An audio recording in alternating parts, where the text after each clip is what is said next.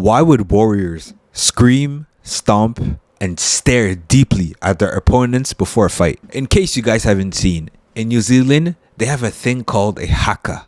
And just by watching it, you can see how powerful it is. Now, I've seen them do it in sports, mostly in sports, but also I know that, example, students, they do it in school, I think before a presentation. I know they do it in when government officials are speaking, when they want to send a powerful message, they do this thing called the Haka. And I don't know, you can argue that it's intimidating. It's pretty up to you. I think if you don't think it's intimidating, it's just because in the circumstances that they're doing it, you don't feel it threatening. But just imagine you're about to go to war and you see a bunch of strong men coming and they start going.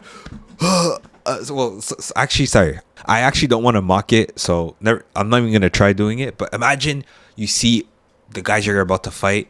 When most of your team are in fear of their lives, they're thinking about their families who they want to go and see on a battlefield. You see some guys crying, you see some guys shaking because you have your sword and all your equipment is metal, and all you hear is tick, tick, tick, tick, tick. Because the guys are scared, that's a reality. And you see your opponents, they all come, they're screaming, they're stomping, and they almost seem like they're excited. You hear woo in the background, you hear guys whistling. In that scenario, I understand how it can be intimidating. So the Maori Haka began as a dance of war, and it was made to display their strength and their unity.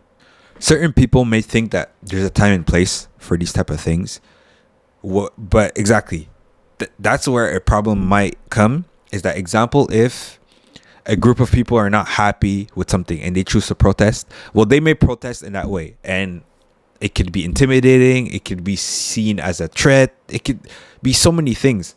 However, in my opinion, I like seeing it because I like seeing people who conserve their values, of course, but who conserve traditions, and they use their Haka to show strength, to be together, and to most importantly send a message. And that's one of the only reasons why it survived all the way up to today. It's because they didn't forget their roots. For anyone who's ever done team sports, you know what it is. Right before a game, especially it's going to be a hard game, it's going to be a battle, but you're there with your teammates and you guys are there trying to pump each other up. When you see a Haka, you understand automatically how you guys doing that together is gonna build you up at a